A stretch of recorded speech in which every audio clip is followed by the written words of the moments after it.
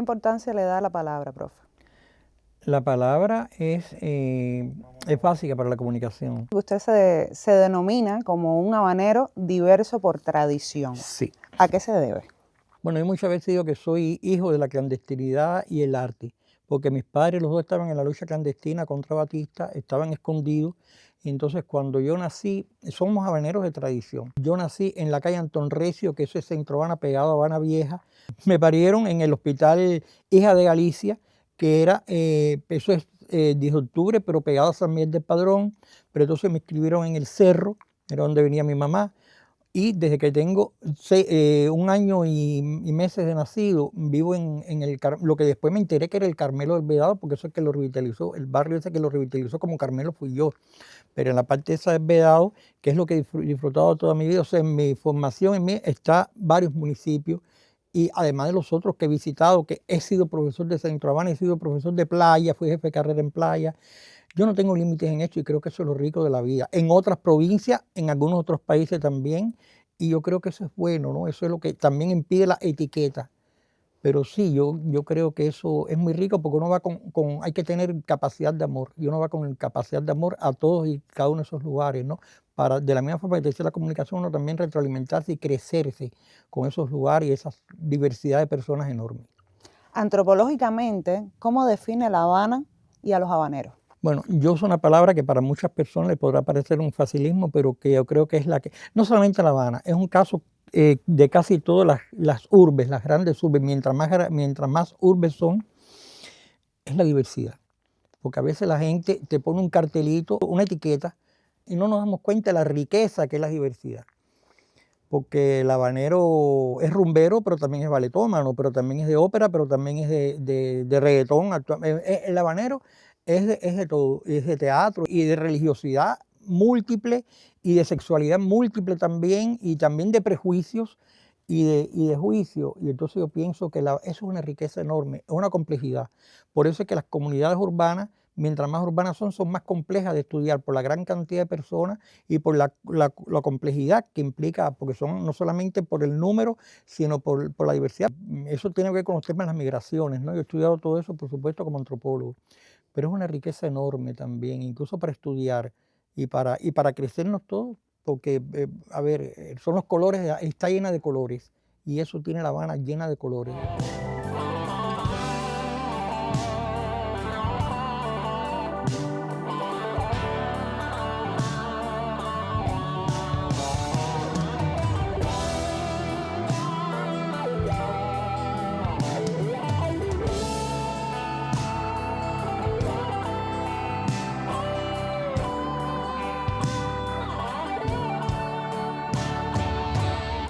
¿Qué lazos le unen con el Vedado? Bueno, el Vedado es el barrio donde yo me formé. Después yo fui descubriendo mis otras raíces, pero el Vedado es el barrio donde yo me formé. Y yo amo el Vedado porque me recuerda mi etapa de mi niñez, que era cuando aquello era un barrio muy tranquilo. Ahora prefiero no, pero cuando aquello era, yo después con mis libros de antropología urbana que me he tenido en el Vedado, doctor Guanche y otros lo han reconocido como que yo entro en el Vedado profundo, o sea, ese que nadie imagina, ese que nadie conoce, ¿no? Y que no es de ahora, o sea, porque ya desde la Condesa de Reyes Camargo a 2 cuadras de esta vez el solar La Finquita, que la gente no sé, porque hay un imaginario, eso es lo que el imaginario etiquetado, que molesta mucho, porque no es la realidad del lugar, o sea, es una parte de la realidad, pero no es la realidad. Y entonces es muy simplista, pero eso mismo es una riqueza tremenda para estudiar, incluso para vivirla, porque es una paleta enorme de melodías no solamente, sino melodías incluso al hablar, al vivir, al ritmo, del ritmo de vida, porque también las ciudades tienen su ritmo de vida. Y yo creo que eso es fundamental. Por eso le dedicó un libro a La Calle de Línea. Realmente el libro La Calle de Línea, yo no soy de hacer obras por encargo, pero a veces me la piden, y cuando a mí me motiva, porque además me la piden porque saben que me motiva. Yo tenía también muchos trabajos hechos sobre el Vedado, yo soy especialista del municipio, yo viví en el municipio, tengo la experiencia propia, o sea, eso que es lo empírico, no es ciencia, pero sí es fundamental para la ciencia. Y entonces yo eso lo mezclé con la parte científica, que yo creo que es la combinación exacta, y entonces fui organizando ese libro a partir de otras muchas publicaciones que yo tenía sobre el municipio. Y entonces salió ese libro, La calle Línea, que es de mis libros más recientes. Y sí, estoy feliz con ese, yo tengo 30 libros en estos momentos, 30, 31 por ahí, y más de 600 artículos, pero muchos de ellos también tienen que ver con partes del Vedado, no solamente tienen que ver con el Vedado, tienen que ver con un montón de cosas más, ¿no? Pero bueno, sí, es la diversidad. Yo tengo entendido que usted tiene una herencia y un gusto por las artes plásticas, Sí. por su ADN paterno. ¿Usted se imagina sin lienzo, sin óleo? El problema es que desde que yo nací, mi papá era pintor. Mi papá era un pintor que yo logré, gracias al Registro de Bienes Culturales, al Consejo Nacional de Artes Plásticas, yo logré que se le hiciera el año 23, en el 2023 el reconocimiento de su centenario. Incluso se hizo un spot que estuvo pasando por televisión bastante bien, porque él es de esos pintores que a veces están en el fondo del Museo de Bellas Artes, pero están en el fondo, literalmente en el fondo.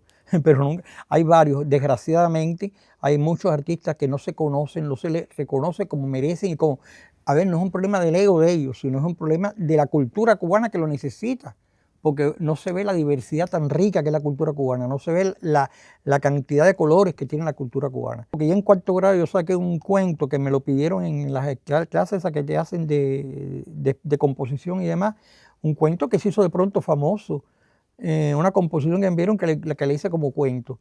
Y ya empezó mi cosa con la literatura también, porque es uno divertirse, ¿no? Y crecerse, y las artes te crecen mucho. Tanto así que también el teatro y la música Sí. son muy importantes para usted. Sí, yo muchas veces me he considerado básicamente un hombre de teatro. Cuando te digo teatro, también he tenido, por ejemplo, en la danza, es que yo fui, que no soy bailarín ni mucho menos, pero yo fui alumno de Farú. Trabajé en la contradanza de Cecilia, en aquellas coreografías maravillosas de Pataquín, pero que ahí me usaron también de modelo, en aquel momento me ve muy bien, y entonces todo eso yo lo cogía y uno se divertía, ¿no? Fui alumno de Lorna Bursal, fui alumno, amigo personal que me pidió que lo apoyara en una de sus últimas obras maestras, Ramiro Guerra. Mi amigo Ramiro Guerra, que me siento muchas veces en deuda porque casi nunca, es que también uno se emociona, ¿no? Y poder hablar de esas grandes personas que compartieron la vida con uno de alguna manera. Quizás por esa integralidad es que el tema de la cultura, de las tradiciones, siempre está presente en su obra. Sí, porque es que las tradiciones, la gente no se da cuenta de lo que marca. Las tradiciones es como una inercia que te lleva en prejuicio y en juicio, o sea, para bien y para mal. Pero es una inercia que te lleva, que no te la quitas porque tienes la tradición.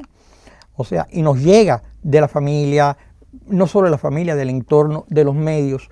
Entonces esas tradiciones nos definen porque está incluso en el subconsciente, en eso que es el hábito, que el hábito a veces lo confundimos con costumbre. No, el hábito es subconsciente, eso que tú tienes en el subconsciente y que el subconsciente es la gestualidad también, y te definen tu identidad, te definen tu comunicación. En la universidad incluso cuando hacían eventos llegaron a crear una comisión que yo le puse el nombre, Marginación y Marginalidad. Siempre he estado muy justiciero, que no es lo mismo marginación que marginalidad y siempre lo meten en el mismo saco, pero no es lo mismo. Hay gente que son marginados pero no son marginales y viceversa. Dentro de eso, por ejemplo, yo fui baluarte, pionero de los temas contra la homofobia desde la cultura. Cuando aquí no se hablaba de homofobia, cuando todavía incluso habían cosas que ya se sabía que había que hacer, pero tenían miedo de ir contra la homofobia. Pero ¿qué tienes que ir contra la homofobia? Es que el mal está ahí. Tú no puedes curar una enfermedad sin ir al mal. Pero claro, cuando aquello era muy mal visto. Tengo libros también sobre eso. Mi tesis de diplomado fue Gay Movement in USA, porque era diplomado en Historia General Contemporánea y cogí el movimiento gay de los Estados Unidos, donde ahí sale una riqueza, la diversidad de ese país, porque lo vemos como un... No. Sale lo mismo del norte que no es el sur, que el centro, que el oeste, que el este, por sectores sociales, pero cómo eso determina en la racialidad, en la política, en la economía, en todo, porque es que yo soy muy sistémico. Yo soy muy sistémico por esa misma integralidad.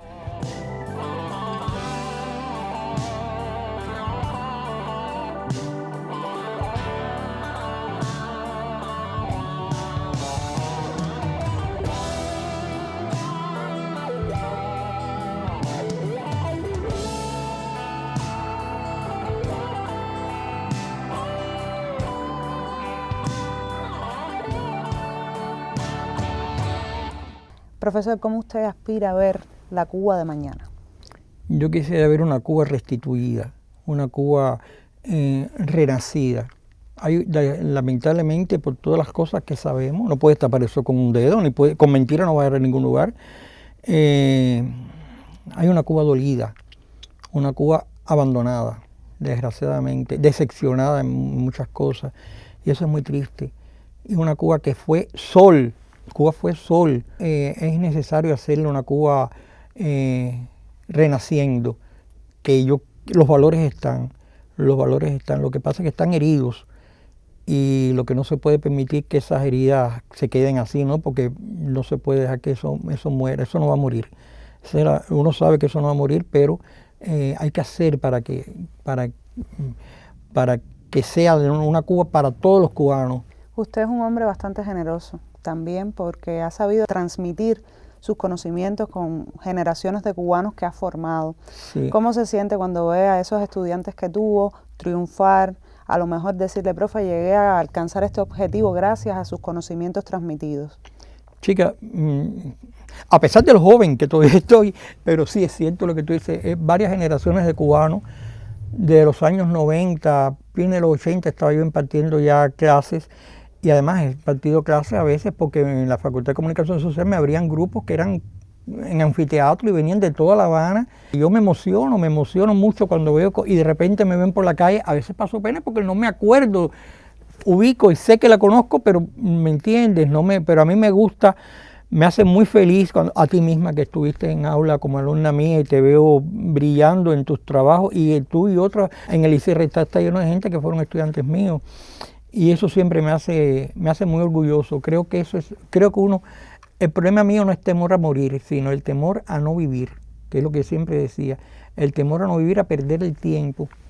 Yo creo que el tiempo hay que aprovecharlo al máximo, y yo creo que en eso sí me siento muy realizado porque he tratado, lo que pasa es que la vida no me da tiempo, hay tantas otras cosas que uno quiere hacer, ¿no? Pero sí, yo creo que eso es el mayor pago que puede tener un profesor, es eso. Gracias, profesor, por darnos su testimonio sin puntos suspensivos. Gracias a ustedes.